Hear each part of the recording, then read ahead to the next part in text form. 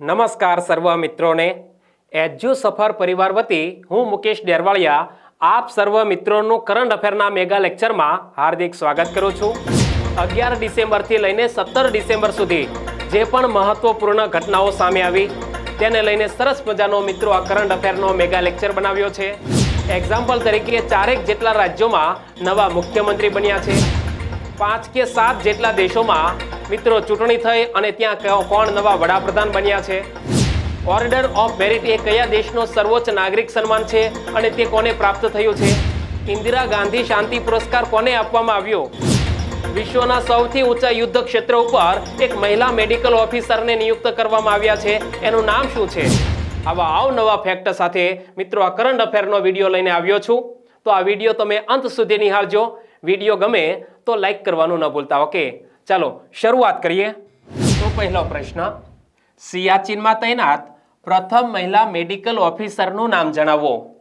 સિયાચીન એ વિશ્વનું સૌથી ઊંચું યુદ્ધ ક્ષેત્ર છે અને ત્યાં તૈનાત પ્રથમ મહિલા મેડિકલ ઓફિસર બન્યા છે કેપ્ટન ગીતિકા કૌલ। સાચો જવાબ છે ઓપ્શન બી અને કેપ્ટન ગીતિકા કૌલને ઇમેજમાં તમે જોઈ શકો છો। સિયાચીનમાં તૈનાત પ્રથમ મહિલા મેડિકલ ઓફિસર કેપ્ટન ગીતિકા કૌલ બન્યા છે। વિશ્વના સૌથી ઊંચા યુદ્ધ ક્ષેત્ર સિયાચીન ખાતે પ્રથમ મહિલા મેડિકલ ઓફિસર એટલે કે મહિલા સૈન્ય ડોક્ટર તરીકે કેપ્ટન ગીતિકા કૌલને તૈનાત કરવામાં આવી છે અને જે ભારતના સશસ્ત્ર દળોમાં લિંગ સમાવેશકતા તરફ નોંધપાત્ર પ્રગતિ દર્શાવે છે। મિત્રો, આ લિંગ સમાવેશકતા એટલે શું? કોઈ સ્થાન ઉપર પુરુષની જેમ સ્ત્રીઓને પણ સરખું મહત્વ આપી અને તૈનાત કરવામાં આવતી હોય, તેમની નિયુક્તિ કરવામાં આવતી હોય તો તેને લિંગ સમાવેશકતા કહી શકાય। તો આપણા ભારતના સશસ્ત્ર દળોમાં હવે આપણી કેન્દ્ર સરકાર આ લિંગ સમાવેશકતા ઉપર ખાસ ધ્યાન આપી રહી છે। કેટલાક મહત્વના હોદ્દા ઉપર મહિલાઓને નિયુક્ત કરવામાં આવી રહી છે, એમાંની એક છે કેપ્ટન ગીતિકા કૌલ। અહીં પણ અંગ્રેજીમાં તમે વાંચી શકો છો, captain Geetika Kaul first woman medical officer to be deployed at Siachen. તો લગભગ 1 વર્ષ પહેલા આ જ સ્થાન પર કોર્પ્સ ઓફ એન્જિનિયર્સમાંથી કેપ્ટન શિવા ચૌહાણને તૈનાત કરવામાં આવી હતી અને captain Geetika Kaul snow leopard બ્રિગેડની સભ્ય છે। સિયાચીન બેટલ સ્કૂલમાં સફળતાપૂર્વક તાલીમ પૂર્ણ કર્યા બાદ ગીતિકા કૌલની આ સ્થાન ઉપર નિયુક્તિ કરવામાં આવી છે। તેમજ તાજેતરમાં નૌકાદળ દિવસની ઉજવણીના રોજ ફાસ્ટ એટેક ક્રાફ્ટ INS ટ્રિંકટના કમાન્ડિંગ ઓફિસર તરીકે લેફ્ટનન્ટ કમાન્ડર પ્રેરણા દેવસ્થલીની નિમણૂક કરવામાં આવી હતી। મિત્રો, આપણે કેપ્ટન ગીતિકા કૌલ એ ભારતમાં સિયાચીન ખાતે નિયુક્ત પ્રથમ મહિલા મેડિકલ ઓફિસર બન્યા છે। એવી જ રીતે એક બીજું નામ આવ્યું, પ્રેરણા દેવસ્થલી। થોડા દિવસ પહેલા તેમની કયા સ્થાન ઉપર નિયુક્તિ કરવામાં આવી? તો જુઓ, નૌકાદળ દિવસની ઉજવણીના રોજ ફાસ્ટ એટેક ક્રાફ્ટ INS ટ્રિંકટના કમાન્ડિંગ ઓફિસર તરીકે લેફ્ટનન્ટ કમાન્ડર પ્રેરણા દેવસ્થલીની નિમણૂક કરવામાં આવી હતી। આને કહેવાય લિંગ સમાવેશકતા। અને આપણે સિયાચીન ગ્લેશિયરની વાત કરીએ તો સિયાચીન ગ્લેશિયરનો પ્રદેશ પૃથ્વી પરનું સૌથી ઊંચું યુદ્ધનું મેદાન છે। ઇમેજમાં તમે જોઈ શકો છો, પૃથ્વી ઉપરનું સૌથી ઊંચાઈ ઉપર આવેલું યુદ્ધનું મેદાન, જ્યાં પાકિસ્તાન અને ભારત વચ્ચે એપ્રિલ 1984 થી યુદ્ધ થતા આવ્યા છે।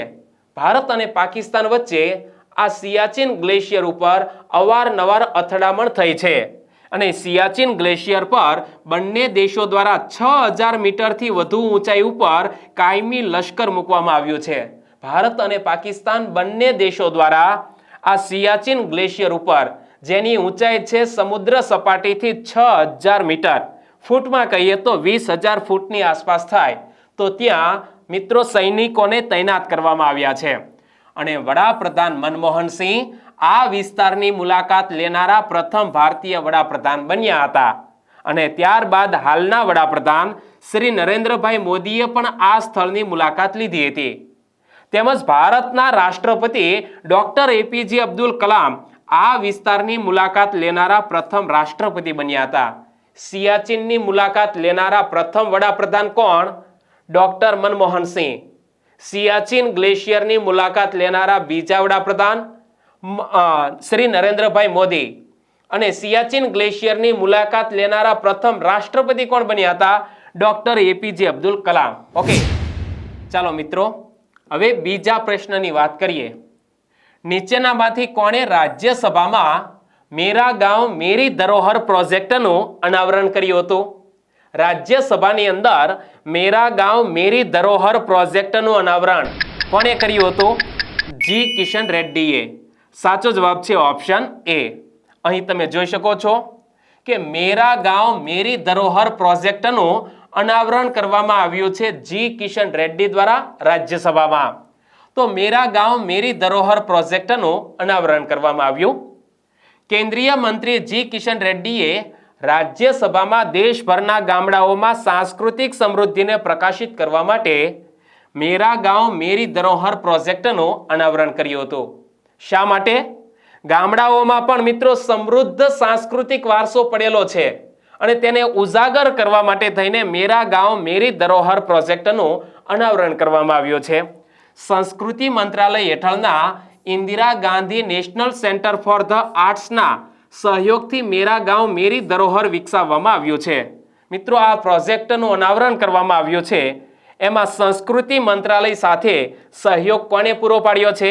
Indira Gandhi national centre for the arts. અને મેરા ગાંવ મેરી ધરોહરનો પ્રાથમિક ઉદ્દેશ્ય કયો છે? ભારતીય ગામડાઓ વિશેની માહિતીની સંપત્તિને વર્ચ્યુઅલ અને રિયલ ટાઈમ બંને મુલાકાતીઓ માટે સુલભ બનાવવાનો છે. મિત્રો કોઈ પણ વ્યક્તિ ગામડાની મુલાકાત લે તો એ ગામના સાંસ્કૃતિક વારસાને જાણે. કોઈ વ્યક્તિ કોઈ ગામડા વિશે સર્ચ કરતો હોય નેટ ઉપર તો એ નેટ ઉપર પણ એ ગામની સંસ્કૃતિની જાણકારી પ્રાપ્ત થાય. તો આ રીતે વર્ચ્યુઅલ અને રિયલ ટાઈમ બંને મુલાકાતીઓ માટે આ સાંસ્કૃતિક માહિતી ઉપલબ્ધ કરાવવાનો હેતુ રહેલો છે. આ સાંસ્કૃતિક મેપિંગ પરના રાષ્ટ્રીય મિશનના વ્યાપક ધ્યેયો સાથે સંલગ્ન છે, સંરેખિત છે, જે દેશભરના ગામડાઓમાં રહેલી સાંસ્કૃતિક વિવિધતાને દસ્તાવેજ અને નકશા બનાવવાની સરકારની પ્રતિબદ્ધતાને પ્રતિબિંબિત કરે છે. મિત્રો આપણી સરકાર નક્કી કરે છે કે દરેક ગામડાનો એક નકશો હોવો જોઈએ. તેની જે સાંસ્કૃતિક વિવિધતા છે એ પણ નેટ ઉપર દર્શાવેલી હોવી જોઈએ, જેથી કરીને દેશના સમૃદ્ધ સાંસ્કૃતિક વારસાને ઉજાગર કરી શકાય, લોકો સામે મૂકી શકાય. અને મેરા ગાંવ મેરી ધરોહર હેઠળ એકત્રિત કરવામાં આવેલી માહિતીને 7 શ્રેણીઓમાં વર્ગીકૃત કરવામાં આવી છે. એ 7 કેટેગરી કઈ કઈ? એક છે કલા અને હસ્તકલા ગામ. બીજી કેટેગરી છે ઇકોલોજીકલ ઓરિએન્ટેડ ગામ. ત્રીજી કેટેગરી છે ભારતની શાબ્દિક અને શાસ્ત્રીય પરંપરાઓ સાથે જોડાયેલ વિદ્વાન ગામ. ચોથી કેટેગરી છે રામાયણ, મહાભારત અથવા પૌરાણિક દંતકથાઓ અને મૌખિક મહાકાવ્યો સાથે જોડાયેલ મહાકાવ્ય ગામ. પાંચમી કેટેગરી છે સ્થાનિક અને રાષ્ટ્રીય ઇતિહાસ સાથે જોડાયેલ ઐતિહાસિક ગામ. છઠ્ઠી કેટેગરી છે આર્કિટેક્ચરલ હેરિટેજ ગામ. અને સાતમી કેટેગરી છે અન્ય કોઈ પણ લાક્ષણિકતા ધરાવતા ગામ, જેમ કે માછીમારી ગામ, બાગાયત ગામ, ભરવાડ ગામ વગેરે. તો મિત્રો તમારું ગામ એ આમાંથી કઈ કેટેગરીમાં આવે છે, કઈ કેટેગરીમાં મૂકી શકો, એનો જવાબ નીચે કમેન્ટ બોક્સમાં લખશો. અને તમારું ગામ એ કયા પ્રકારનો વૈવિધ્યસભર વારસો ધરાવે છે એની વાત પણ નીચે કમેન્ટ બોક્સમાં લખી શકો છો. અને આપણા કેન્દ્રીય સાંસ્કૃતિક પ્રવાસન અને પૂર્વોત્તર વિસ્તારના વિકાસ મંત્રી કોણ છે? જી કિશન રેડ્ડી. તેમણે આ પ્રોજેક્ટ અમલમાં મૂક્યો છે. ચાલો હવે ત્રીજો પ્રશ્ન. નીચેનામાંથી કયું વિધાન સાચું નથી?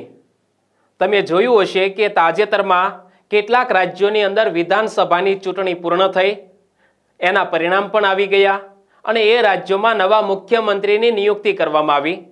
એમાંનું એક રાજ્ય છે છત્તીસગઢ. તો એ સંદર્ભે કયું વિધાન સાચું કે ખોટું છે એ તમારે શોધવાનું છે. નીચેનામાંથી કયું વિધાન સાચું નથી? જોઈએ. વિષ્ણુ દેવસાય છત્તીસગઢના નવા મુખ્યમંત્રી બન્યા છે. આ વિધાન બિલકુલ સાચું છે અને તમે પણ ન્યૂઝમાં જોયું હશે કે છત્તીસગઢના નવા મુખ્યમંત્રી બન્યા છે વિષ્ણુ દેવસાય. અને વિષ્ણુ દેવસાય છત્તીસગઢના પ્રથમ દલિત મુખ્યમંત્રી બન્યા છે. આ વિધાન ખોટું છે, કારણ વિષ્ણુ દેવસાય છત્તીસગઢના પ્રથમ આદિવાસી મુખ્યમંત્રી બન્યા છે. તો અહીં માત્ર એક વિધાન સાચું છે અને 2 નંબરનું વિધાન ખોટું છે. તો આપણો જવાબ બની જશે ઓપ્શન સી. જોઈએ આ છત્તીસગઢના નવા મુખ્યમંત્રી વિશે. તો વિષ્ણુ દેવસાય છત્તીસગઢના નવા મુખ્યમંત્રી બન્યા છે. ભારતીય જનતા પાર્ટીએ આદિવાસી નેતા અને ભૂતપૂર્વ કેન્દ્રીય મંત્રી વિષ્ણુ દેવસાયને છત્તીસગઢના મુખ્યમંત્રી પદ માટે તેના ઉમેદવાર તરીકે પસંદ કર્યા હતા. મિત્રો, સામાન્ય રીતે જે પાર્ટી એ ચૂંટણી લડતી હોય છે એ વખતે મુખ્યમંત્રી ચહેરાની ઘોષણા કરતી હોય છે. તો ભારતીય જનતા પાર્ટીએ આદિવાસી નેતા અને ભૂતપૂર્વ કેન્દ્રીય મંત્રી વિષ્ણુ દેવસાયને પોતાના મુખ્યમંત્રી જાહેર કર્યા હતા કે જો અમે જીતશું તો અમારા મુખ્યમંત્રી ચહેરા તરીકે કોણ હશે? વિષ્ણુ દેવસાય.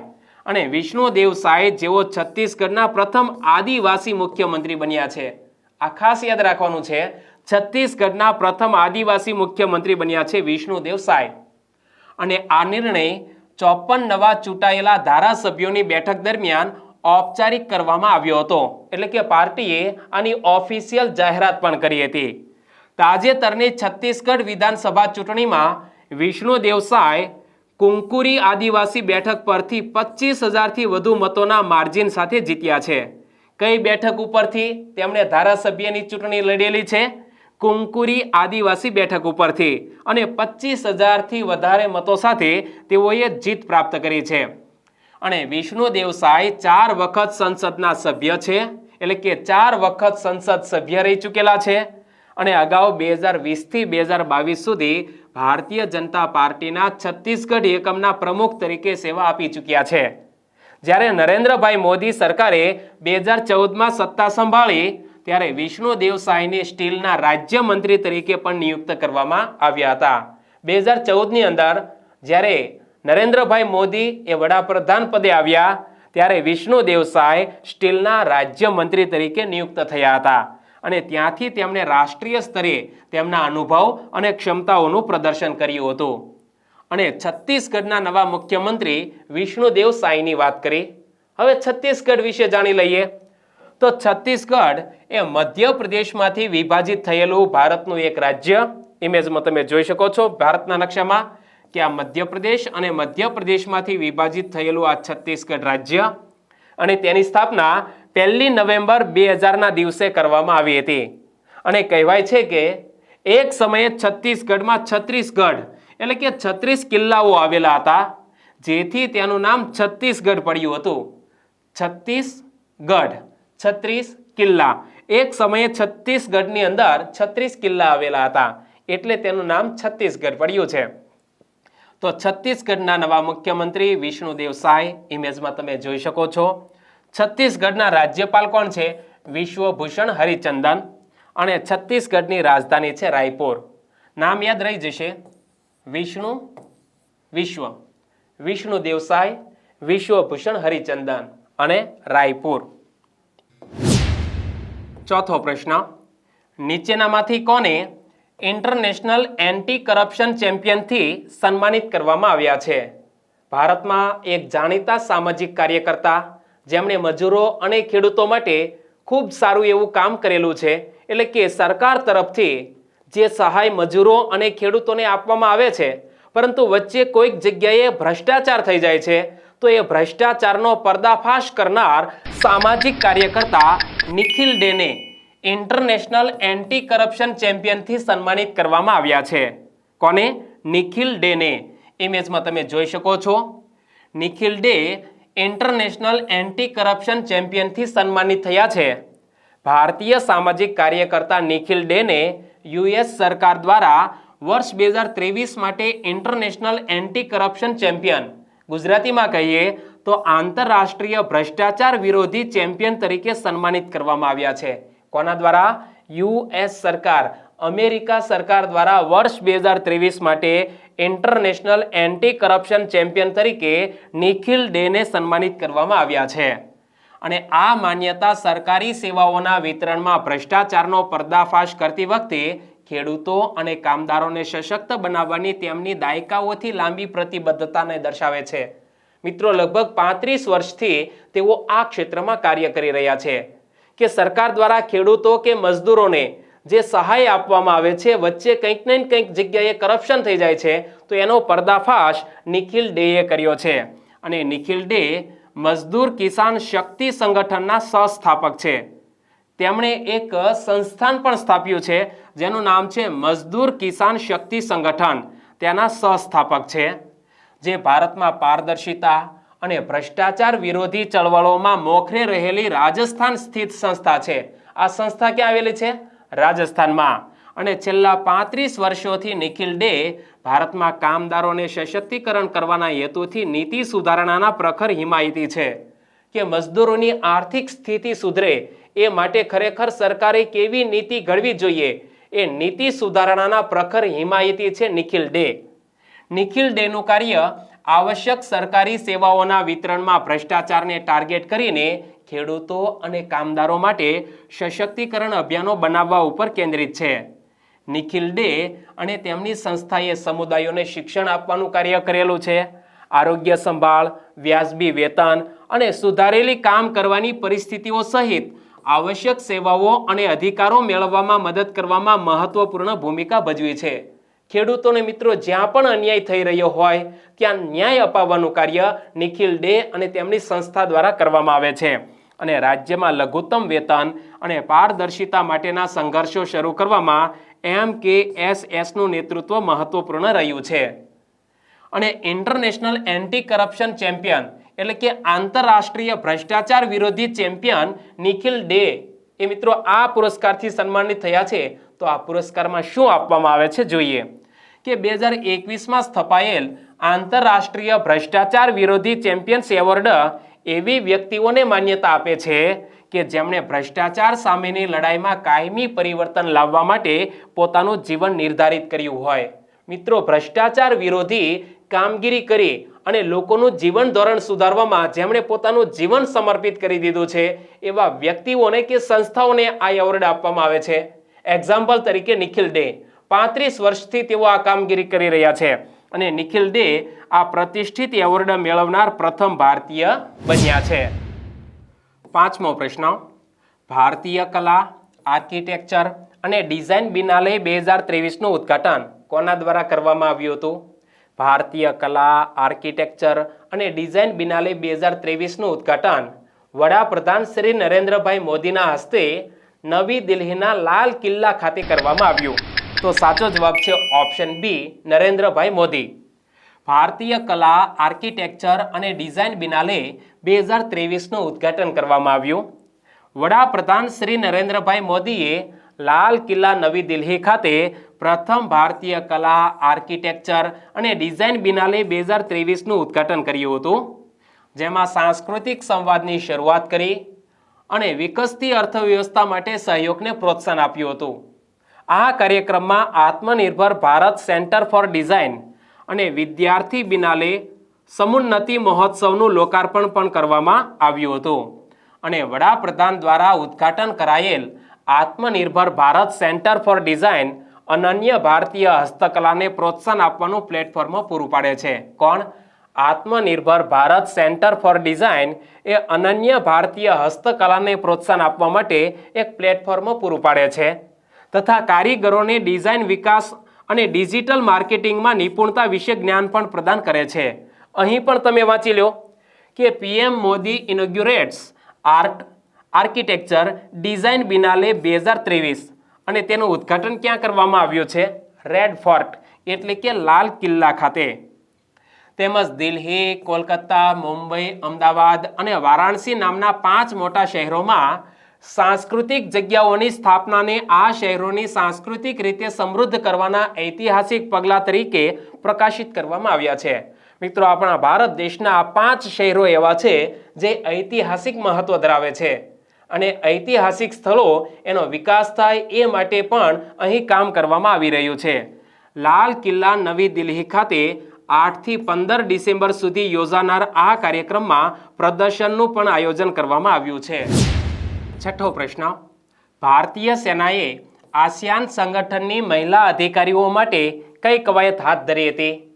ભારતીય સેનાએ આસિયાન સંગઠનની મહિલા અધિકારીઓ માટે એક એક્સરસાઇઝ હાથ ધરી જેનું નામ રાખવામાં આવ્યું ટેબલ ટોપ એક્સરસાઇઝ ઇમેજમાં તમે જોઈ શકો છો ભારતીય સેનાએ ટેબલ ટોપ કવાયત હાથ ધરી.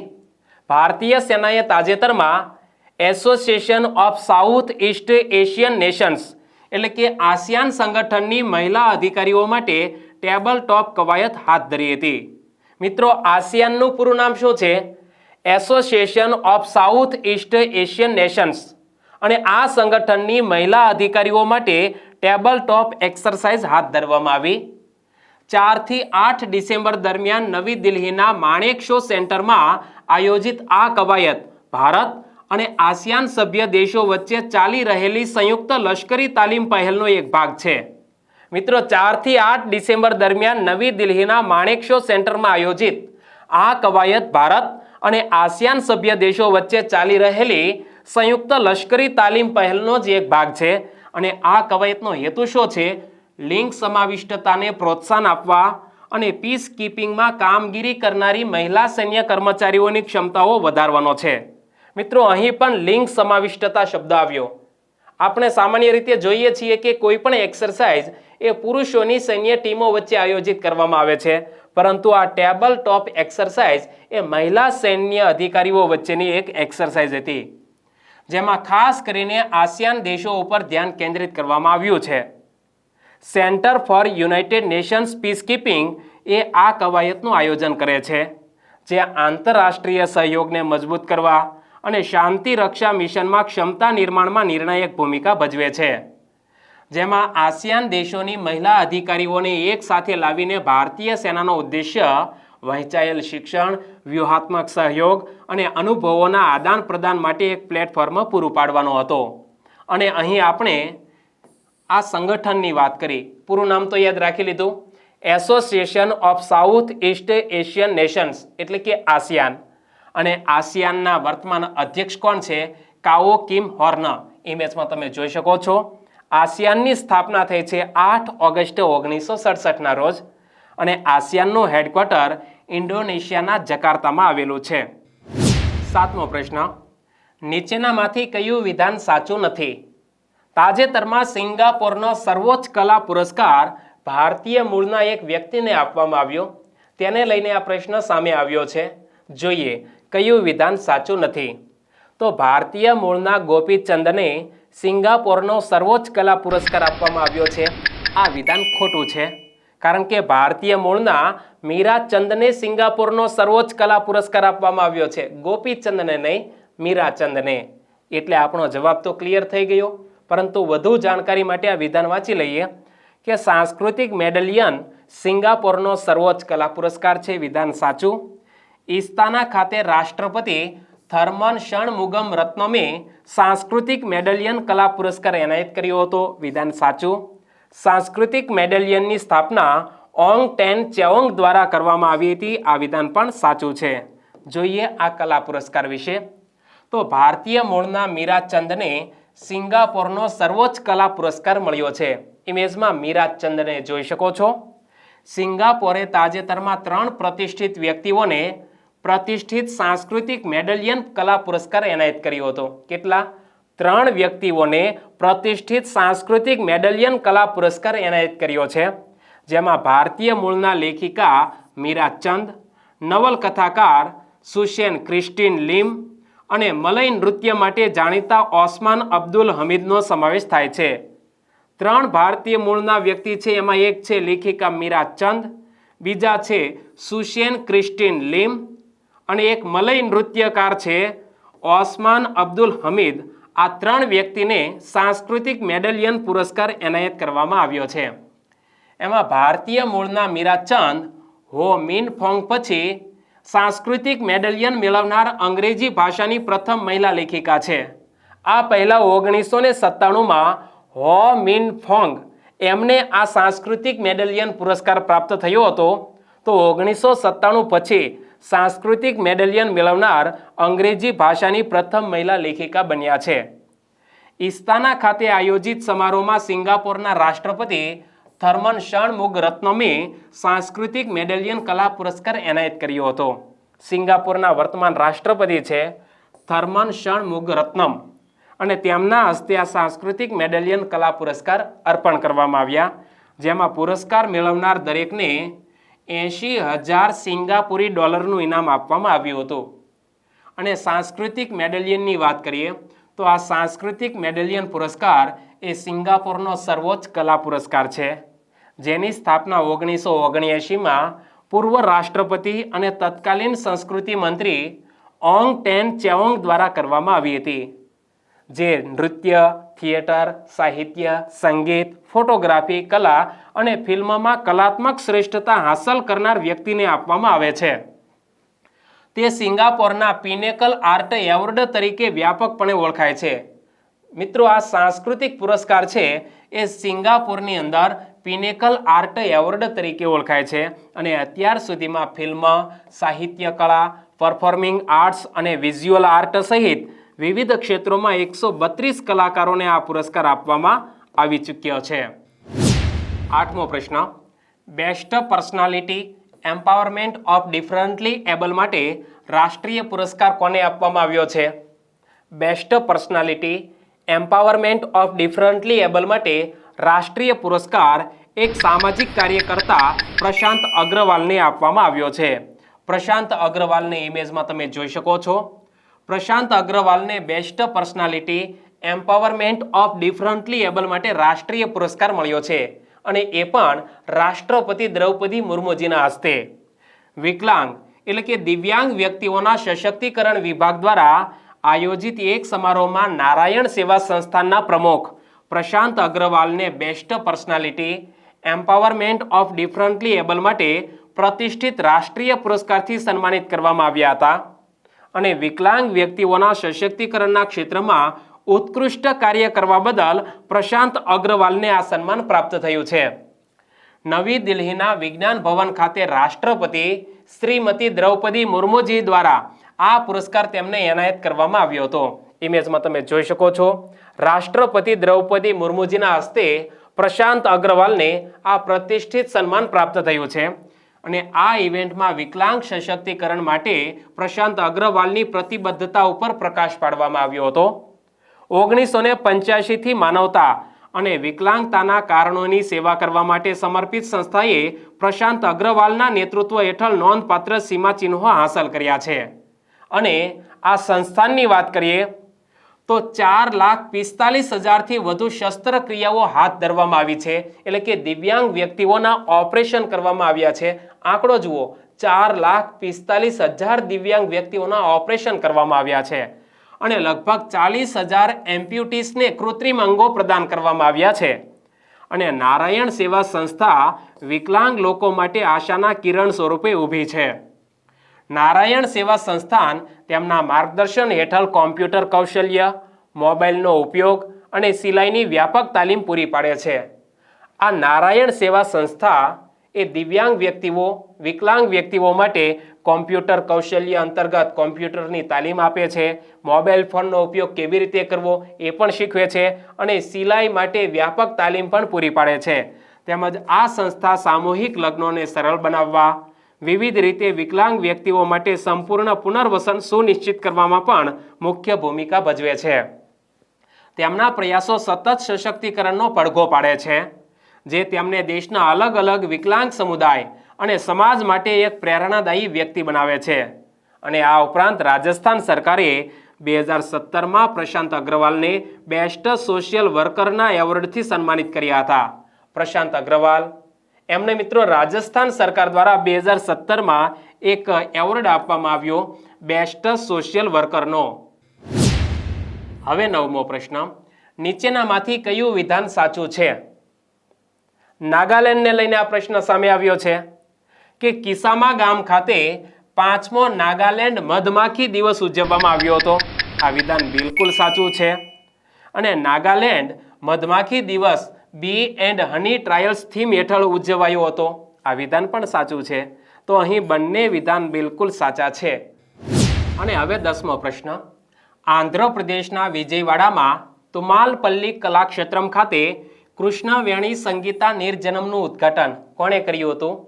આંધ્રપ્રદેશના વિજયવાડામાં એક સંગીત મહોત્સવ આયોજિત થયો જેનું નામ છે કૃષ્ણવેણી સંગીતા નિર્જનમ, જેનું ઉદ્ઘાટન કેન્દ્રીય નાણાં અને કોર્પોરેટ બાબતોના મંત્રી નિર્મલા સીતારમણના હસ્તે કરવામાં આવ્યું. ઇમેજમાં તમે જોઈ શકો છો નિર્મલા સીતારમણને. નિર્મલા સીતારમણે કૃષ્ણવેણી સંગીતા નિર્જનમ નામના સંગીત કાર્યક્રમનું ઉદ્ઘાટન કર્યું હતું. કેન્દ્રીય નાણાં અને કોર્પોરેટ બાબતોના મંત્રી નિર્મલા સીતારમણે વિજયવાડાના તુમ્માલપલ્લી કલાક્ષેત્રમ ખાતે આ કૃષ્ણવેણી સંગીતા નિર્જનમ નામના સંગીત મહોત્સવનું ઉદ્ઘાટન કર્યું હતું. અને આ કાર્યક્રમ આંધ્રપ્રદેશ સરકારના પર્યટન મંત્રી R.K. રોજા અને આંધ્રપ્રદેશ સરકારના નાણામંત્રી બુગ્ગાના રાજેન્દ્રનાથ સહિતના મહાનુભાવોની હાજરીમાં યોજાયો હતો. ઉદ્ઘાટન દરમિયાન નિર્મલા સીતારમણે તેલુગુ સંસ્કૃતિના સમૃદ્ધ વારસા અને શાસ્ત્રીય પરંપરાઓમાં તેલુગુ ભાષાના નોંધપાત્ર યોગદાનને પ્રકાશિત કર્યું હતું. તેણીએ આંધ્રપ્રદેશમાં ભવ્ય સંગીત ઉત્સવનું આયોજન કરવાના પ્રયાસોની પ્રશંસા કરી હતી. અને એમાં તેલુગુમાં ખ્યાતનામ સંગીતકારો છે ત્યાગરાજા અને શ્યામા શાસ્ત્રી. આ બંનેની કૃતિઓને સાંભળીને તેલુગુની સુંદરતા માટે નિર્મલા સીતારમણે પ્રશંસા વ્યક્ત કરી હતી, તેમના વખાણ કર્યા હતા. તેમજ ગૌરવપૂર્ણ પરંપરાઓને પુનર્જીવિત કરવાની અને યુવા પેઢીને તેનો પરિચય કરાવવાની જરૂરિયાત ઉપર ભાર મૂક્યો હતો. તુમાલપલ્લી કલાક્ષેત્રમ ખાતે એક પ્રાચીન સંગીતના સાધનોનું પ્રદર્શન કાળજીપૂર્વક સચવાયેલ અને પુનઃસ્થાપિત સંગીતના સાધનોનું પ્રદર્શન પણ કરવામાં આવ્યું હતું. અહીં તમે જોઈ શકો છો કે તુમાલપલ્લી કલાક્ષેત્રમ ખાતે જે પ્રાચીન સંગીતના સાધનો છે એનું પ્રદર્શન પણ ગોઠવવામાં આવ્યું હતું. અને આ અનન્ય આકર્ષણ પ્રાચીન કાળના પ્રાચીન સંગીતના સાધનોને પુનર્નિર્માણ અને પુનઃસ્થાપિત કરવા ઉપર કેન્દ્રિત હતું. આ ઉત્સવ 3 દિવસીય શાસ્ત્રીય સંગીત ઉત્કૃષ્ટતા દર્શાવે છે. આ 3 દિવસીય શાસ્ત્રીય સંગીત કાર્યક્રમ હતો, જેમાં પ્રખ્યાત સંગીતકારો દ્વારા પ્રદર્શન, પ્રાદેશિક ભોજન, સ્થાનિક હસ્તકલા અને હેન્ડલૂમ્સનું પ્રદર્શન અને વેચાણ દર્શાવવામાં આવ્યું હતું. અને આ કાર્યક્રમનું ઉદ્ઘાટન કર્યું નિર્મલા સીતારમણે, જેઓ આપણા કેન્દ્રીય નાણાં અને કોર્પોરેટ બાબતોના મંત્રી છે. 11મો પ્રશ્ન. ભારતીય સેનાએ કારગિલ યુદ્ધ વિજયની યાદમાં honour run Indian army veterans half મેરેથોનનું આયોજન ક્યાં કર્યું હતું? તો આપણે ઇન્ડિયન આર્મીએ કારગિલ યુદ્ધ વિજયની યાદમાં honour run Indian army veterans half મેરેથોનનું આયોજન નવી દિલ્હી મુકામે કર્યું હતું. અને હાફ મેરેથોન મિત્રો, આની લંબાઈ કેટલી હોય છે? તો લગભગ 21.1 કિલોમીટર દોડવાનું હોય છે. આ ફૂલ મેરેથોન જેની લંબાઈ હોય છે 42 કિલોમીટર અને હાફ મેરેથોન એનાથી અડધી થઈ જાય. તો ભારતીય સેનાએ દિલ્હીમાં honour run Indian army veterans half મેરેથોનનું આયોજન કર્યું હતું. અહીં તમે જોઈ શકો છો એમાં કેટલાક દોડવીરો દોડવા માટે પ્રસ્થાન બિંદુ ઉપર ઊભા છે. તો ભારતીય સેનાએ કારગિલ યુદ્ધ વિજયની યાદમાં 10 ડિસેમ્બર 2023ના રોજ જવાહરલાલ નહેરુ સ્ટેડિયમ નવી દિલ્હી ખાતે honour run Indian army veterans half મેરેથોનનું આયોજન કર્યું હતું. અને આ ઇવેન્ટ ઓનર રન થીમ હેઠળ આયોજિત કરવામાં આવી હતી. આ કાર્યક્રમનું ઉદ્ઘાટન આર્મી સ્ટાફના વડા જનરલ મનોજ પાંડે દ્વારા કરવામાં આવ્યું હતું. અને જેમાં લશ્કરી, અનુભવી અને નાગરિક મહાનુભાવોની હાજરી જોવા મળી હતી. અને આ હાફ મેરેથોનનો હેતુ ભારતીય સેના, નિવૃત્ત સૈનિકો અને જનતા, એમાં પણ ખાસ કરીને યુવાનો વચ્ચે વધુ મજબૂત જોડાણને પ્રોત્સાહન આપવાનો હતો. અને અહીં આપણે હાફ મેરેથોનની વાત કરી તો મેરેથોનની જુદી જુદી કેટેગરી છે, શ્રેણી છે. એમાં એક છે કારગિલ રન, જેની લંબાઈ છે 21.1 કિલોમીટર અને કારગિલ યુદ્ધની જીતની યાદમાં આ હાફ મેરેથોન આયોજિત કરવામાં આવે છે, જેના વિશે આપણે વાત કરી. બીજી એક ઇવેન્ટ છે ટાઈગર હિલ રન, જેની લંબાઈ છે 10 કિલોમીટર. આપણા સશસ્ત્ર દળોની બહાદુરીનું પ્રતીક છે આ ટાઈગર હિલ રન. ટોલોલિંગ રન, જેની લંબાઈ છે 5 કિલોમીટર. એમાં 5 કિલોમીટર દોડવાનું હોય છે અને આપણા સૈનિકોની અદમ્ય ભાવનાનું પ્રતિનિધિત્વ આ દોડ કરે છે. બટાલિક રન, જેની લંબાઈ છે 3 કિલોમીટર. આપણા સૈન્ય દ્વારા કરવામાં આવેલા બલિદાનનું સન્માન કરવા માટે થઈને બટાલિક રન આયોજિત કરવામાં આવે છે. અને સેવા આપતા કર્મચારીઓ, નિવૃત્ત સૈનિકો, એનસીસી કેડેટ્સ, આર્મી જવાનોના પરિવારો અને વિવિધ વય જૂથોના નાગરિકો સહિત 14,000થી વધુ વ્યક્તિઓએ આ કાર્યક્રમમાં સક્રિયપણે ભાગ લીધો હતો. તેમજ ભારતીય સૈન્ય વેટરન્સ વિભાગે એક એક્સપોનું પણ આયોજન કર્યું હતું, જેમાં કારગિલ યુદ્ધમાં ભારતીય સેનાની જીત વિશે સમજ આપવામાં આવી હતી. 12મો પ્રશ્ન, ભારતના નવા કૃષિ મંત્રીનું નામ જણાવો. ભારતના કેન્દ્રીય કક્ષાએ નવા કૃષિ મંત્રી કોણ બન્યા છે? અર્જુન મુંડાને હવે કૃષિ મંત્રીનો ચાર્જ સોંપવામાં આવ્યો છે. એટલે કે આપણા નવા કૃષિ મંત્રી બન્યા છે અર્જુન મુંડા. અને આવું શા માટે બન્યું તો જુઓ. ભારતના નવા કૃષિ મંત્રી બન્યા છે અર્જુન મુંડા. મધ્યપ્રદેશ વિધાનસભાની ચૂંટણી લડ્યા બાદ કૃષિ મંત્રી નરેન્દ્રસિંહ તોમરે કૃષિ મંત્રાલયમાં પોતાનું પદ છોડી દીધું હતું. મધ્યપ્રદેશ વિધાનસભાની ચૂંટણી આયોજિત થઈ. એમાં જે આપણા કેન્દ્રીય કક્ષાએ કૃષિ મંત્રી હતા નરેન્દ્રસિંહ તોમર, તેઓ આ મધ્યપ્રદેશમાં વિધાનસભાની ચૂંટણી લડ્યા અને એટલા માટે કૃષિ મંત્રાલયમાં પોતાનું પદ તેમણે છોડી દીધું અને તેમણે આ પદ ઉપરથી રાજીનામું આપ્યું હતું, જેને રાષ્ટ્રપતિએ સ્વીકારી લીધું હતું. તેથી હવે કેબિનેટ મંત્રી અર્જુન મુંડાને કૃષિ મંત્રાલય અને ખેડૂત કલ્યાણ મંત્રાલયનો વધારાનો હવાલો સોંપવામાં આવ્યો છે. નરેન્દ્રસિંહ તોમર સાથે અન્ય 2 મંત્રીઓ પ્રહલાદસિંહ પટેલ અને રેણુકાસિંહ સરુતાએ પણ રાજીનામા આપ્યા હતા, જેને રાષ્ટ્રપતિ દ્રૌપદી મુર્મુજીએ તાત્કાલિક અસરથી સ્વીકારી લીધા હતા. અને ત્યારબાદ કેન્દ્રીય મંત્રી અર્જુન મુંડાને આદિજાતિ બાબતોના મંત્રાલય સિવાય કૃષિ અને ખેડૂત કલ્યાણ મંત્રાલયનો વધારાનો હવાલો સોંપવામાં આવ્યો છે.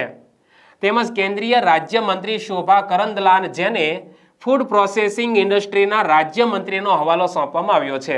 મિત્રો, કેન્દ્રીય કક્ષાએ મંત્રીમંડળમાં જે ફેરફાર થયા છે એ ખાસ યાદ રાખીશું. અર્જુન મુંડા આદિજાતિ બાબતોના મંત્રાલયમાં મંત્રીપદ ધરાવતા, એ સિવાય તેમને કૃષિ અને ખેડૂત કલ્યાણ મંત્રાલયમાં પણ મંત્રી બનાવવામાં આવ્યા છે. એટલે કે તેઓને 2 મંત્રાલયમાં મંત્રી બનાવવામાં આવ્યા છે. કેન્દ્રીય રાજ્યમંત્રી શોભા કરંદલા જેને ફૂડ પ્રોસેસિંગ ઇન્ડસ્ટ્રીના રાજ્યમંત્રીનો હવાલો સોંપવામાં આવ્યો છે, જ્યારે રાજીવ ચંદ્રશેખરને જળશક્તિ રાજ્યમંત્રીનો હવાલો સોંપવામાં આવ્યો છે. તથા ડોક્ટર ભારતી પ્રવીણ પવારને આદિજાતિ બાબતોના રાજ્યમંત્રીનો હવાલો સોંપવામાં આવ્યો છે. અને મિત્રો, રાજીનામા આપે, કેન્દ્રીય કેબિનેટ કક્ષાના કોઈ મંત્રી રાજીનામા આપે તો એ સ્વીકારે છે દેશના રાષ્ટ્રપતિ. અત્યારે રાષ્ટ્રપતિ છે શ્રીમતી દ્રૌપદી મુર્મુજી. 13મો પ્રશ્ન, નીચેનામાંથી કયા ગુજરાતી પશુપાલકને રાષ્ટ્રીય ગોપાલ રત્ન પુરસ્કાર એનાયત કરવામાં આવ્યો છે? 2 ગુજરાતી પશુપાલક છે. એમાં સુરતના નિલેશભાઈ આહિર અને બીજા છે બ્રિંદા શાહ. આ બંનેને રાષ્ટ્રીય ગોપાલ રત્ન પુરસ્કાર મળ્યો છે. તો સાચો જવાબ છે ઓપ્શન સી, ઉપરોક્ત બંને. ગુજરાતી પશુપાલકને રાષ્ટ્રીય ગોપાલ રત્ન પુરસ્કાર એનાયત થયો છે. કેન્દ્રીય મંત્રી પુરુષોત્તમ રૂપાલા દ્વારા 26મી નવેમ્બર 2023ના રોજ veterinary college ground Guwahati Assam ખાતે આ રાષ્ટ્રીય ગોપાલ રત્ન પુરસ્કારો એનાયત કરવામાં આવ્યા હતા. આપણા કેન્દ્રીય કક્ષાએ મંત્રી છે પુરુષોત્તમ રૂપાલા. તેમના હસ્તે આસામના ગુવાહાટીના વેટરનરી કોલેજ ગ્રાઉન્ડ ખાતે 26 નવેમ્બર 2023ના રોજ આ નેશનલ ગોપાલ રત્ન એવોર્ડ 2023 એનાયત કરવામાં આવ્યા. સ્વદેશી ગાય કે ભેંસની જાતિના ઉછેરનાર શ્રેષ્ઠ પશુપાલક કેટેગરીમાં સુરતના નિલેશભાઈ આહિર એ દ્વિતીય ક્રમે રહ્યા છે અને વલસાડના બ્રિંદા શાહને તૃતીય ક્રમે આ રાષ્ટ્રીય ગોપાલ રત્ન પુરસ્કાર એનાયત કરવામાં આવ્યા છે. રાષ્ટ્રીય ગોપાલ રત્ન પુરસ્કાર એ પશુધન અને ડેરી ક્ષેત્રના સર્વોચ્ચ રાષ્ટ્રીય પુરસ્કારોમાંનો એક છે અને તે 3 કેટેગરીમાં આપવામાં આવે છે. એમાં એક છે પશુઓનો ઉછેર કરનારા ખેડૂતો, બીજા છે એઆઈ ટેકનિશિયન અને ત્રીજા છે દૂધ ઉત્પાદક સંસ્થા કે ડેરી. તો આ 3 કેટેગરીમાં પુરસ્કાર આપવામાં આવે છે. સ્વદેશી પ્રાણીઓનો ઉછેર કરતા ખેડૂતો આ ક્ષેત્રમાં કામ કરતા હોય છે તેને એવોર્ડ મળે છે. એ સિવાય એઆઈ ટેકનિશિયન અને ડેરી સહકારી મંડળીઓ કે દૂધ ઉત્પાદક કંપનીઓ, ડેરી ખેડૂતો ઉત્પાદક સંસ્થાઓને આ એવોર્ડ 3 કેટેગરીમાં આપવામાં આવે છે. એમાં પહેલી કેટેગરી મેં તમને કહ્યું તે પ્રમાણે કે સ્વદેશી પશુઓ કે ભેંસોની જાતોના ઉછેર માટેનો શ્રેષ્ઠ પશુપાલકનો એવોર્ડ. બીજો છે શ્રેષ્ઠ ડેરી સહકારી દૂધ ઉત્પાદક કંપની કે ડેરી ખેડૂત ઉત્પાદક સંસ્થાને એવોર્ડ આપવામાં આવે છે અને ત્રીજો એવોર્ડ છે શ્રેષ્ઠ કૃત્રિમ બીજદાન ટેકનિશિયનને આપવામાં આવતો એવોર્ડ. એમાં પ્રથમ 2 કેટેગરીના એવોર્ડમાં મેરિટના આધારે પ્રમાણપત્ર અને સ્મૃતિ ચિહ્ન સાથે પ્રથમ ક્રમ માટે 5 લાખ રૂપિયા, બીજા ક્રમ માટે 3 લાખ રૂપિયા અને ત્રીજા ક્રમ માટે 2 લાખના રોકડ પુરસ્કાર આપવામાં આવે છે. જ્યારે શ્રેષ્ઠ કૃત્રિમ બીજદાન ટેકનિશિયન શ્રેણીના કિસ્સામાં રાષ્ટ્રીય ગોપાલ રત્ન પુરસ્કાર 2023માં યોગ્યતાનું પ્રમાણપત્ર અને માત્ર સ્મૃતિ ચિહ્ન આપવામાં આવે છે. મત્સ્ય ઉદ્યોગ, પશુપાલન અને ડેરી મંત્રાલયના મંત્રી છે પુરુષોત્તમ રૂપાલા. ઇમેજમાં તમે જોઈ શકો છો. તો આપણા મત્સ્ય ઉદ્યોગ, પશુપાલન અને ડેરી મંત્રાલય હેઠળના પશુપાલન અને ડેરી વિભાગે દેશી બોવાઇન ઓલાદના સંરક્ષણ અને વિકાસના ઉદ્દેશ્ય સાથે ડિસેમ્બર 2014માં બોવાઇન સંવર્ધન અને ડેરી વિકાસ માટેના રાષ્ટ્રીય કાર્યક્રમ હેઠળ આ રાષ્ટ્રીય ગોકુલ મિશનની શરૂઆત કરી હતી. અને આપણા કેન્દ્રીય મત્સ્ય ઉદ્યોગ, પશુપાલન અને ડેરી મંત્રી છે પુરુષોત્તમ રૂપાલા, જેમના હસ્તે આ એવોર્ડ એનાયત કરવામાં આવ્યા છે. આગળના પ્રશ્નો પર જઈએ. અને હવે 14મો પ્રશ્ન. મેઘાલયના 4 ઉત્પાદનોને જીઆઈ ટેગ આપવામાં આવ્યો. તેમાં કોનો સમાવેશ થતો નથી? તાજેતરમાં મેઘાલયના 4 ઉત્પાદનોને જીઆઈ ટેગ આપવામાં આવ્યો. તેમાં લાકાડોંગ મરચાનો સમાવેશ થતો નથી. એટલે જવાબ બનશે ઓપ્શન એ. કારણ કે લાકાડોંગ મરચું નહીં, પરંતુ લાકાડોંગ હળદરને જીઆઈ ટેગ પ્રાપ્ત થયો છે. બાકી ગારો ડાકમાંડા એ મેઘાલયનો પરંપરાગત ડ્રેસ છે, તેને પણ જીઆઈ ટેગ મળ્યો છે. લારનાઈ માટીકામને પણ જીઆઈ ટેગ મળ્યો છે. અને ગારો ચુબીચી નામનું મેઘાલયનું આલ્કોહોલિક પીણું છે, તેને પણ જીઆઈ ટેગ પ્રાપ્ત થયો છે. તો આપણો જવાબ બની જશે ઓપ્શન એ. જુઓ, મેઘાલયના 4 ઉત્પાદનોને જીઆઈ ટેગ આપવામાં આવ્યો છે. તાજેતરમાં મેઘાલયના લાકાડોંગ હળદર, ગારો ડાકમાંડા નામના પરંપરાગત ડ્રેસ, લારનાઈ માટીકામ અને ગારો ચુબીચી નામના આલ્કોહોલિક પીણા, આ ચારેયને જીઆઈ ટેગ આપવામાં આવ્યો છે. અને આ લાકાડોંગ હળદરને વૈશ્વિક સ્તરે હળદરની શ્રેષ્ઠ જાતોમાંની એક ગણવામાં આવે છે. પરીક્ષામાં પૂછાય તેવી બાબત છે, ખાસ યાદ રાખીશું. મેઘાલયના 4 ઉત્પાદનોને જીઆઈ ટેગ પ્રાપ્ત થયો છે. એમાં એક છે લાકાડોંગ હળદર, ગારો ડાકમાંડા નામનો પરંપરાગત ડ્રેસ, લારનાઈ માટીકામ અને ગારો ચુબીચી નામનું આલ્કોહોલિક પીણું. તો લાકાડોંગ હળદર 6.8 થી 7.5% સુધીની પ્રભાવશાળી કર્ક્યુમિન તત્વ ધરાવે છે. આપણા શરીરમાં એક અગત્યનું આરોગ્યપ્રદ તત્વ કર્ક્યુમિન એ મિત્રો હળદરમાંથી મળે છે. અને જયંતિયા હિલ્સના લાકાડોંગ વિસ્તારમાં ઉગાડવામાં આવતી આ હળદર ત્યાંના ઘેરા રંગ માટે જાણીતી છે અને ખાતરના ઉપયોગ વિના તેની ખેતી કરવામાં આવે છે. અહીં લાકાડોંગ હળદરના કેટલાક સેમ્પલ તમે જોઈ શકો છો. કર્ક્યુમિન હળદરમાં જોવા મળતું પોલીફિનોલ વિવિધ સ્વાસ્થ્ય લાભો આપે છે. આ કર્ક્યુમિન એ હળદરમાં જોવા મળતો પોલીફિનોલ છે અને જે વિવિધ સ્વાસ્થ્ય લાભો આપે છે, જે બળતરાની સ્થિતિ, મેટાબોલિક સિન્ડ્રોમ, પીડાને સંબોધિત કરે છે અને તેની એન્ટીઓક્સિડન્ટ અને બળતરા વિરોધી અસરો દ્વારા કિડનીના સ્વાસ્થ્યને પ્રોત્સાહન આપે છે. એટલે કે કિડની માટે મિત્રો આ હળદર ખાસ અગત્યની છે. અને અહીં મિત્રો આપણે મેઘાલયની 4 વસ્તુઓ જેને જીઆઈ ટેગ આપવામાં આવી એની વાત કરી. હવે જીઆઈ ટેગ વિશે જાણી લઈએ. તો જીઆઈ ટેગ કોઈ વિશેષ વસ્તુઓને આપવામાં આવતું નામ અથવા ચિહ્ન છે, જે તે વસ્તુઓના ચોક્કસ ભૌગોલિક સ્થાન અથવા મૂળ પ્રમાણ આપે છે અને વસ્તુની ગુણવત્તા કે મહત્વ તે સુનિશ્ચિત કરે છે. મિત્રો, કોઈ પણ ભૌગોલિક પ્રદેશની કોઈ વસ્તુને જીઆઈ ટેગ પ્રાપ્ત થાય તો એ વસ્તુનો પ્રાદેશિક અને આંતરરાષ્ટ્રીય વ્યાપાર વધી જતો હોય છે અને બીજા પ્રદેશના લોકો એ આ જીઆઈ ટેગ વાળી વસ્તુનું ઉત્પાદન કરી શકતા નથી. ભારત સરકારના વાણિજ્ય અને ઉદ્યોગ મંત્રાલયના અંતર્ગતની department for promotion of industry and internal trade અને ઇન્ડિયન પેમેન્ટ્સ ઓફિસ દ્વારા જીઆઈ ટેગ આપવામાં આવે છે. Geographical indication of goods act 1999 અંતર્ગત તેની નોંધણી કરવામાં આવે છે. અને ભારતની પહેલી જીઆઈ ટેગ વાળી વસ્તુ કઈ હતી? દાર્જિલિંગની ચા, જેને વર્ષ 2004-05માં જીઆઈ ટેગ આપવામાં આવ્યો હતો. ભારતમાં સૌ પહેલા કોઈ વસ્તુને જીઆઈ ટેગ આપવામાં આવ્યો હોય તો એ છે દાર્જિલિંગની ચા, જેને 2004-05માં જીઆઈ ટેગ આપવામાં આવેલ. અને હૈદરાબાદની હલીમાવા જીઆઈ ટેગ મેળવનાર ભારતની પ્રથમ વાનગી છે. ઇમેજમાં તમે જોઈ શકો છો. હૈદરાબાદની હલીમાવા આપણા ભારત દેશની પ્રથમ એવી વાનગી જેને જીઆઈ ટેગ પ્રાપ્ત થયેલ છે. અને જીઆઈ ટેગ મેળવવા માટેનું registration controller general of payments, design and ટ્રેડમાર્કમાં કરવામાં આવે છે. જેને ટૂંકાક્ષરીમાં CGPDTM કહેવામાં આવે છે. તો આ CGPDTMનું મુખ્ય મથક તમિલનાડુના ચેન્નઈ ખાતે આવેલું છે. CGPDTM વાણિજ્ય અને ઉદ્યોગ મંત્રાલય હેઠળ આવે છે, જેમાં ઉદ્યોગ સંવર્ધન અને આંતરિક વેપાર વિભાગ, અંગ્રેજીમાં કહીએ તો industry conservation and internal trade department તરફથી આ GI ટેગ આપવામાં આવે છે. અને GI ટેગની અવધિ 10 વર્ષ સુધીની હોય છે અને 10 વર્ષ પૂર્ણ થતાં તેને રિન્યૂ કરાવવામાં આવે છે. હવે 15મો પ્રશ્ન, લાલ દુહોમાં કયા રાજ્યના નવા મુખ્યમંત્રી બન્યા છે? લાલ દુહોમાં એ મિઝોરમ રાજ્યના નવા મુખ્યમંત્રી બન્યા છે. સાચો જવાબ છે મિઝોરમ. લાલ દુહોમાં મિઝોરમના નવા મુખ્યમંત્રી બન્યા છે. ઇમેજમાં તમે જોઈ શકો છો.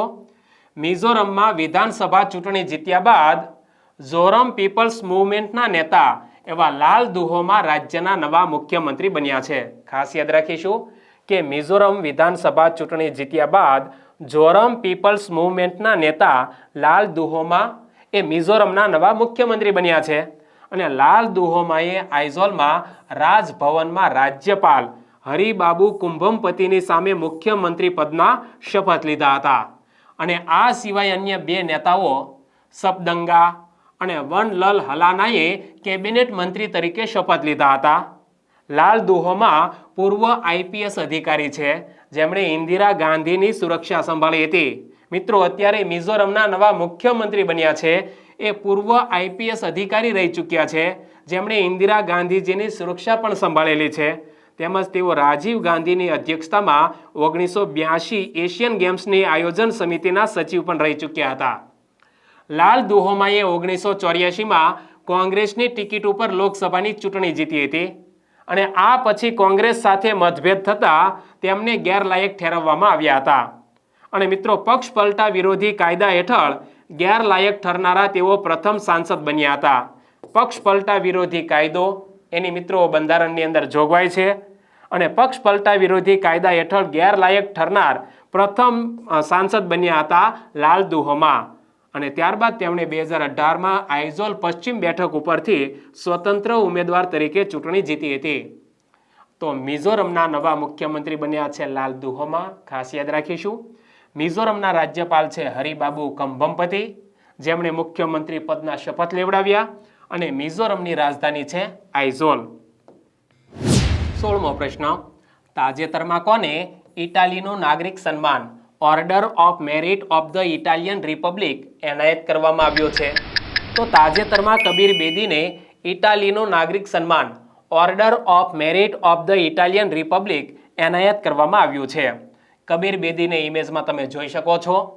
કબીર બેદીને ઇટાલીનું નાગરિક સન્માન ઓર્ડર ઓફ મેરિટ એનાયત કરવામાં આવ્યું છે.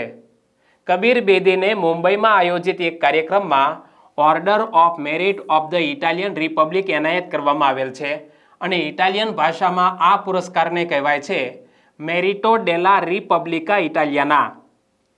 ઇટાલિયન રિપબ્લિકના ઓર્ડર ઓફ મેરિટની વાત કરીએ તો order of merit of the Italian Republic Italian ભાષામાં મેરિટો ડેલા રિપબ્લિકા ઇટાલિયાના તરીકે ઓળખાય છે.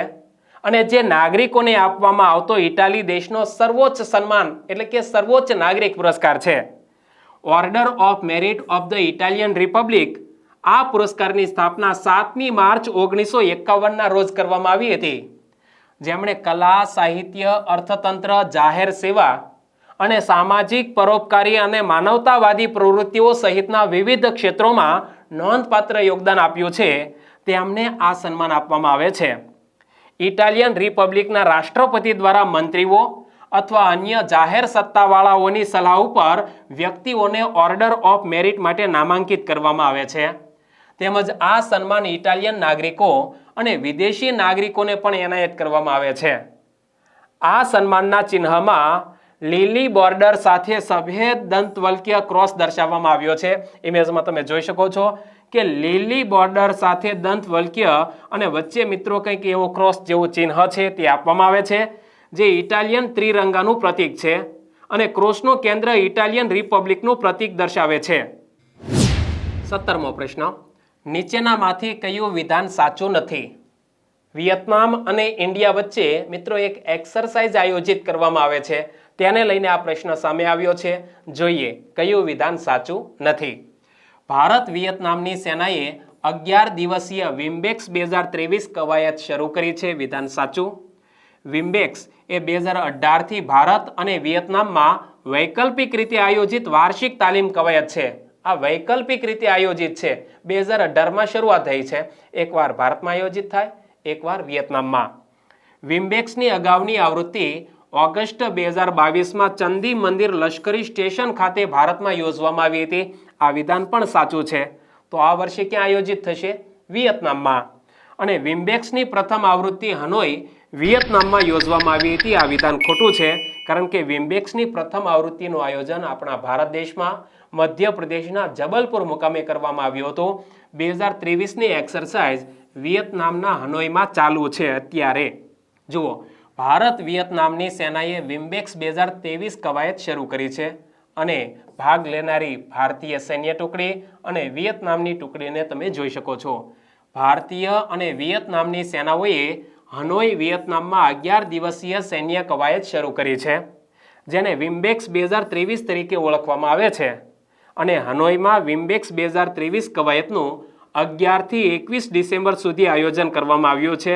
અત્યારે પણ આ એક્સરસાઇઝ ચાલી રહી છે, જેમાં ભારતીય ટુકડીમાં 45 જેટલા સૈનિકોનો સમાવેશ થાય છે, જેમાં બંગાળ એન્જિનિયર ગ્રુપની એન્જિનિયર રેજિમેન્ટના 39 સૈનિકો અને આર્મી મેડિકલ કોર્પ્સના 6 સૈનિકોનો સમાવેશ થાય છે. 39 અને 6 કુલ 45 જેટલા વ્યક્તિઓએ આ એક્સરસાઇઝમાં ભાગ લીધો છે. નામ તો યાદ રહી ગયું ને, વિમ્બેક્સ. વિયેતનામ અને ઇન્ડિયા વચ્ચે આયોજિત આ એક્સરસાઇઝ. તેમજ વિયેતનામે પણ આ કવાયત માટે 45 જેટલા સૈનિકોને તૈયાર કર્યા છે, તૈનાત કર્યા છે.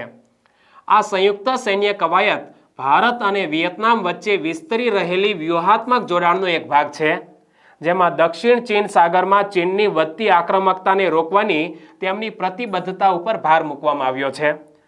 દક્ષિણ ચીન સાગરની અંદર ચીનની ચાંચિયાગીરી વધી રહી છે, તેને રોકવા માટે થઈને આ એક્સરસાઇઝ આયોજિત કરવામાં આવી છે. અને આ સહયોગનો હેતુ સહયોગી ભાગીદારોને પ્રોત્સાહન આપવાનો અને ભારતીય અને વિયેતનામી દળો વચ્ચે આંતર કાર્યક્ષમતા વધારવાનો છે.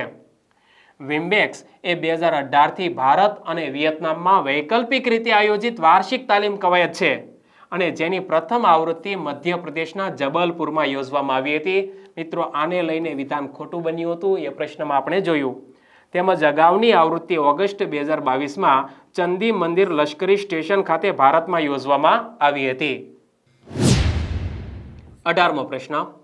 હિન્દી લેખિકા પુષ્પા ભારતીને કઈ કૃતિ માટે 33મો વ્યાસ સન્માન આપવામાં આવશે?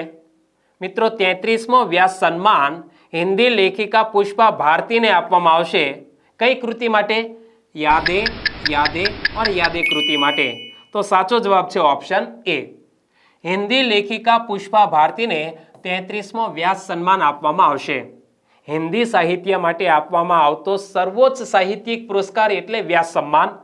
અને 2023માં આ 33મો વ્યાસ સન્માન ઉત્તર પ્રદેશના મુરાદાબાદની હિન્દી લેખિકા પુષ્પા ભારતીને આપવામાં આવશે. અને લેખિકા પુષ્પા ભારતીને 2018ના સંસ્મરણો યાદે યાદે और યાદે માટે આ વ્યાસ સન્માન આપવામાં આવશે. આ સન્માન કે બિરલા ફાઉન્ડેશન દ્વારા હિન્દી સાહિત્યમાં ઉત્કૃષ્ટ યોગદાનને માન્યતા માટે આપવામાં આવે છે.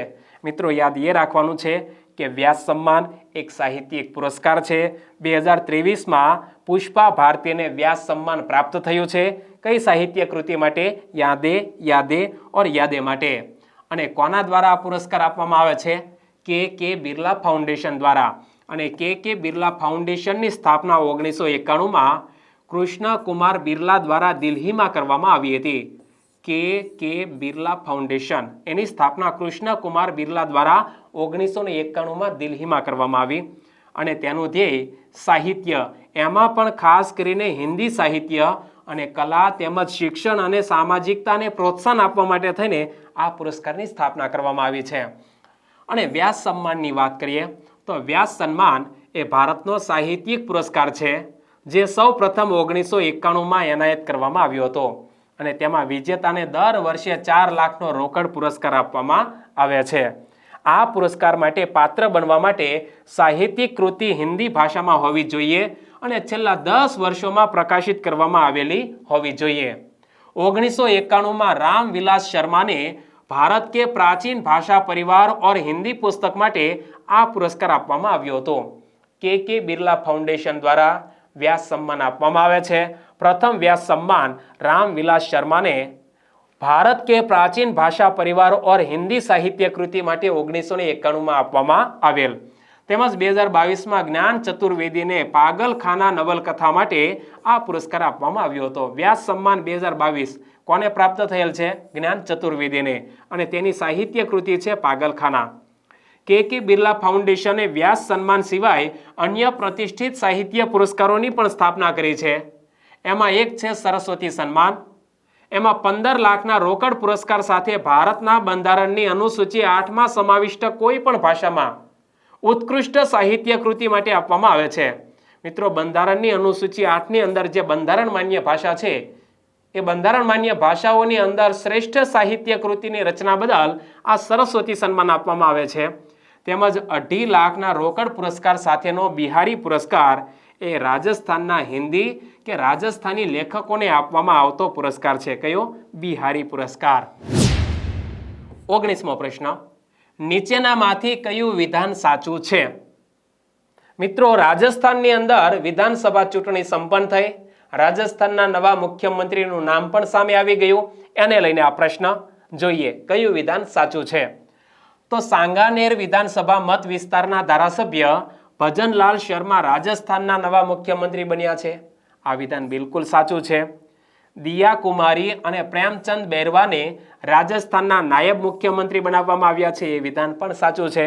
અહીં બંને વિધાન સાચા, તો જવાબ બની જશે ઓપ્શન સી। તો આ ડેપ્યુટી સીએમ અને સીએમની વાત કરીએ કે ભજનલાલ શર્મા રાજસ્થાનના નવા મુખ્યમંત્રી બન્યા છે। ઇમેજમાં તમે જોઈ શકો છો। સાંગાનેર વિધાનસભા મત વિસ્તારના ધારાસભ્ય ભજનલાલ શર્મા રાજસ્થાનના નવા મુખ્યમંત્રી બન્યા છે। ભજનલાલ શર્મા ભારતીય જનતા પાર્ટી સાથે સંકળાયેલા અનુભવી રાજકારણી છે। તેમની રાજકીય સફરમાં તેઓએ 4 વખત ભારતીય જનતા પાર્ટી માટે પ્રદેશ મહાસચિવ તરીકે સેવા આપી છે અને રાજસ્થાનના નવા મુખ્યમંત્રી તરીકે ભજનલાલ શર્મા ઉપરાંત દિયા કુમારી અને પ્રેમચંદ બેરવાને નાયબ મુખ્યમંત્રી બનાવવામાં આવ્યા છે। જ્યારે સ્પીકર તરીકે ધારાસભ્ય વાસુદેવ દેવનાની નિયુક્તિ કરવામાં આવી છે અને વાસુદેવ દેવના રાજસ્થાન રાજ્યના શિક્ષણ મંત્રી તરીકેનો અનુભવ ધરાવે છે। અને રાજસ્થાનમાં મુખ્યમંત્રી પદ માટે કેટલાક નોંધપાત્ર નામોની વિચારણા કરવામાં આવી હતી। એમાં મુખ્યમંત્રીની રેસમાં નામ હતા ગજેન્દ્રસિંહ શેખાવત, મહંત બાલકનાથ, દિયા કુમારી, અનિતા ભડેલ, મંજુ બાગમાર અને અર્જુનરામ મેઘવાલ। પરંતુ હવે રાજસ્થાનના મુખ્યમંત્રી બન્યા છે ભજનલાલ શર્મા। રાજસ્થાનના રાજ્યપાલ છે કલરાજ મિશ્રા અને રાજસ્થાનની રાજધાની છે જયપુર। 20મો પ્રશ્ન, નીચેનામાંથી કોને અજંતા ઇલોરા ફિલ્મ ફેસ્ટિવલમાં પદ્મ પાણી લાઇફટાઇમ એચિવમેન્ટ એવોર્ડથી સન્માનિત કરવામાં આવશે? મિત્રો, અજંતા ઇલોરા ફિલ્મ ફેસ્ટિવલમાં પદ્મ પાણી લાઇફટાઇમ એચિવમેન્ટ એવોર્ડથી સન્માનિત કરવામાં આવશે જાવેદ અખ્તરને। સાચો જવાબ છે ઓપ્શન ડી। જાવેદ અખ્તરને પદ્મ પાણી લાઇફટાઇમ એચિવમેન્ટ એવોર્ડ આપવામાં આવશે। પીઢ ગીતકાર અને પટકથા લેખક એવા જાવેદ અખ્તરને આગામી અજંતા ઇલોરા ફિલ્મ ફેસ્ટિવલમાં પદ્મ પાણી લાઇફટાઇમ એચિવમેન્ટ એવોર્ડથી સન્માનિત કરવામાં આવશે। ખાસ યાદ રાખીશું કે એક પીઢ ગીતકાર અને પટકથા લેખક એટલે કે ફિલ્મોની સ્ક્રિપ્ટ લખે છે એવા જાવેદ અખ્તરને આગામી અજંતા ઇલોરા ફિલ્મ ફેસ્ટિવલમાં પદ્મ પાણી લાઇફટાઇમ એચિવમેન્ટ એવોર્ડથી સન્માનિત કરવામાં આવશે। અને આ એવોર્ડ સમારોહ 3 જાન્યુઆરી 2024ના રોજ Rukmani auditorium MGM university campus Chhatrapati Sambhajinagar ખાતે યોજાવાનો છે। આ માન્યતા ભારતીય ફિલ્મ ઉદ્યોગમાં તેમના નોંધપાત્ર યોગદાન માટે આપવામાં આવશે। પદ્મ પાણી એવોર્ડ જેમાં એક સ્મૃતિ ચિહ્ન આપવામાં આવે છે, એક પ્રમાણપત્ર આપવામાં આવે છે અને 2 લાખ રૂપિયાનો નાણાકીય પુરસ્કાર પણ આપવામાં આવે છે। અને જાવેદ અખ્તરને અજંતા ઇલોરા ફિલ્મ ફેસ્ટિવલ આયોજક સમિતિના અધ્યક્ષ નંદ કિશોર કાગલીવાલ અને મુખ્ય દિગ્દર્શક અંકુશ રાવ કદમ દ્વારા આ એવોર્ડ આપવામાં આવશે। અને અજંતા ઇલોરા ફિલ્મ ફેસ્ટિવલની વાત કરીએ તો અગાઉ ઔરંગાબાદ ઇન્ટરનેશનલ ફિલ્મ ફેસ્ટિવલ તરીકે ઓળખાતો આ અજંતા ઇલોરા ફિલ્મ ફેસ્ટિવલ એ નાથ ગ્રુપ યશવંતરાવ ચૌહાણ સેન્ટર મુંબઈ મહારાષ્ટ્ર અને ભારત સરકારના સહયોગથી આયોજિત એક વાર્ષિક કાર્યક્રમ છે. અહીં તમે જોઈ શકો છો કે 3 થી 7 જાન્યુઆરી 2024 દરમિયાન Ajanta Ellora international film festival આયોજિત થવાનો છે, જે અગાઉ ઔરંગાબાદ ઇન્ટરનેશનલ ફિલ્મ ફેસ્ટિવલ તરીકે ઓળખાતો હતો. અને આ ફેસ્ટિવલ ભારત અને વિશ્વભરમાં ઉત્પાદિત શ્રેષ્ઠ ફિલ્મોને પ્રદર્શિત કરવા માટે એક પ્લેટફોર્મ તરીકે કામ કરે છે. આ ફેસ્ટિવલનો ઉદ્દેશ્ય છત્રપતિ સંભાજીનગર અને મરાઠાવાડને એક સાંસ્કૃતિક હબ તરીકે જ નહીં, પરંતુ ફિલ્મ નિર્માણના કેન્દ્ર તરીકે પણ અપાર સંભાવનાઓ ધરાવતા શહેર અને પ્રદેશ તરીકે રજૂ કરવાનો છે. એટલા માટે છત્રપતિ સંભાજીનગર ખાતે આ ફિલ્મ ફેસ્ટિવલનું આયોજન થયું છે. 21મો પ્રશ્ન, તાજેતરમાં કયા દેશમાં થિરુવલ્લુવરની પ્રતિમાનું અનાવરણ કરવામાં આવ્યું હતું? થિરુવલ્લુવર એક ભારતીય કવિ અને દાર્શનિક છે અને ખાસ કરીને તમિલવાસીઓ તેને સાંસ્કૃતિક વ્યક્તિ તરીકે ખૂબ મહત્વ આપે છે. તો તેમની એક પ્રતિમાનું અનાવરણ ફ્રાન્સ દેશમાં કરવામાં આવ્યું. સાચો જવાબ છે ફ્રાન્સ. અને થિરુવલ્લુવરની પ્રતિમા ઇમેજમાં તમે જોઈ શકો છો. ફ્રાન્સમાં થિરુવલ્લુવરની પ્રતિમાનું અનાવરણ કરવામાં આવ્યું. ફ્રાન્સના સેર્ગી શહેરમાં 10 ડિસેમ્બરના રોજ થિરુવલ્લુવરનું સન્માન કરતી પ્રતિમાનું અનાવરણ કરવામાં આવ્યું હતું, જે તમિલવાસીઓ માટે પ્રિય સાંસ્કૃતિક વ્યક્તિ છે. જેવી રીતે ગુજરાતમાં નરસિંહ મહેતાનું મહત્વ છે, એવી જ રીતે તમિલવાસીઓ માટે પ્રિય સાંસ્કૃતિક વ્યક્તિ છે થિરુવલ્લુવર. અને વડાપ્રધાન શ્રી નરેન્દ્રભાઈ મોદીએ નવી અનાવરણ કરાયેલી પ્રતિમા માટે પ્રશંસા વ્યક્ત કરી તેને આપણા સહિયારા સાંસ્કૃતિક બંધનોના સુંદર પ્રમાણપત્ર તરીકે આ પ્રતિમાની ગણના કરી છે. અને આ અનાવરણ સાંસ્કૃતિક બંધનોને મજબૂત કરવાના પ્રયાસોના ભાગરૂપે કરવામાં આવ્યું હતું અને ભારત અને ફ્રાન્સ વચ્ચેના કાયમી જોડાણને પણ તે દર્શાવે છે. થિરુવલ્લુવર, જેને સામાન્ય રીતે વલ્લુવર તરીકે ઓળખવામાં આવે છે, થિરુવલ્લુવર જેમને તમિલવાસીઓ વલ્લુવર તરીકે ઓળખાવે છે, અને તેઓ જાણીતા ભારતીય કવિ અને ફિલસૂફ તરીકે જાણીતા હતા. તેમણે નીતિશાસ્ત્ર, રાજકીય અને આર્થિક વિષયો ઉપર અને પ્રેમને સંબોધતું થિરુકુરલ નામનું સંકલન કર્યું હતું. મિત્રો, આ સાહિત્ય કૃતિનું નામ ખાસ યાદ રાખીશું, થિરુકુરલ. આ સાહિત્ય કૃતિના રચયિતા છે થિરુવલ્લુવર. અને આ સંકલનને તમિલ સાહિત્યમાં અસાધારણ અને અત્યંત આદરણીય પ્રદાન તરીકે બિરદાવવામાં આવે છે. મિત્રો, આ તમિલ સાહિત્ય એમાં થિરુકુરલ એ તેમનું એક અદ્ભુત પુસ્તક છે. તેમની કૌટુંબિક પૃષ્ઠભૂમિ, ધાર્મિક માન્યતાઓ અને જન્મસ્થળ વિશે કોઈ માહિતી પ્રાપ્ત થતી નથી, પરંતુ એવું માનવામાં આવે છે કે તેઓ હાલના ચેન્નાઈનો ભાગ માયલાપોર શહેરમાં રહેતા હતા. અને આપણે વાત કરી થિરુવલ્લુવરની પ્રતિમા, જેનું ફ્રાન્સના એક શહેરમાં અનાવરણ કરવામાં આવ્યું. તો ફ્રાન્સના રાષ્ટ્રપતિ છે ઇમેન્યુઅલ મેક્રોન, ફ્રાન્સના વડાપ્રધાન છે એલિઝાબેથ બોર્ના, ફ્રાન્સની રાજધાની છે પેરિસ અને ફ્રાન્સનું ચલણી નાણું છે યુરો. 22મો પ્રશ્ન, કયા રાજ્યમાં રાજ્યની મહિલાઓ, છોકરીઓ અને ટ્રાન્સજેન્ડર વ્યક્તિઓ માટે મફત મુસાફરી પૂરી પાડવા માટે મહાલક્ષ્મી યોજના લોન્ચ કરવામાં આવી છે? મિત્રો, એક રાજ્યમાં તાજેતરમાં ચૂંટણી પૂર્ણ થઈ. રેવંત રેડ્ડી એ રાજ્યના મુખ્યમંત્રી બન્યા અને તેમણે મહાલક્ષ્મી યોજના લોન્ચ કરી. આ યોજનાનો ઉદ્દેશ્ય છે રાજ્યની મહિલાઓ, છોકરીઓ અને ટ્રાન્સજેન્ડર વ્યક્તિઓ માટે મફત મુસાફરી પૂરી પાડવાનો. તો રેવંત રેડ્ડી કયા રાજ્યના મુખ્યમંત્રી બન્યા છે? તેલંગાણા રાજ્યના.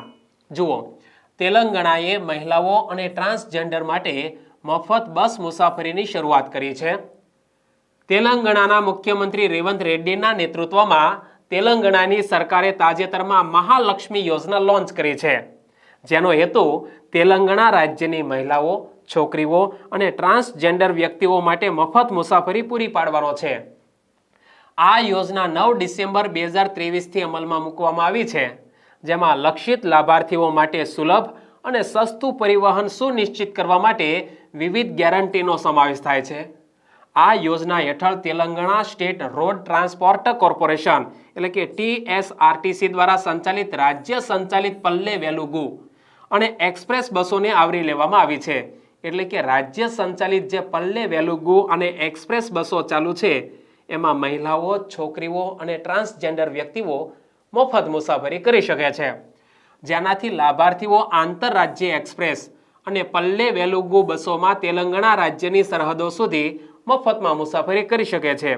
અને તે માટે સોફ્ટવેર આધારિત મહાલક્ષ્મી સ્માર્ટ કાર્ડ વિકસાવવાની યોજના પણ ચાલી રહી છે. આ પહેલનો ઉદ્દેશ્ય એક સિમલેસ અને કાર્યક્ષમ મોડ પ્રદાન કરવાનો છે અને મફત મુસાફરી માટેની આ યોજના લોન્ચ કરી છે તેલંગાણાના મુખ્યમંત્રી રેવંત રેડ્ડીએ. તેલંગાણાના રાજ્યપાલ છે તમિલિસાઈ સૌંદરરાજન અને તેલંગાણાની રાજધાની છે હૈદરાબાદ.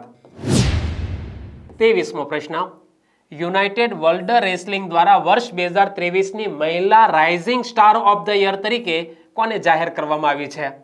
યુનાઇટેડ વર્લ્ડ રેસલિંગ દ્વારા વર્ષ 2023 માટે મહિલા rising star of the year તરીકે અંતિમ પંઘાલને જાહેર કરવામાં આવી છે. સાચો જવાબ છે option B. Antim Panghal rising star of the year જાહેર થયા છે.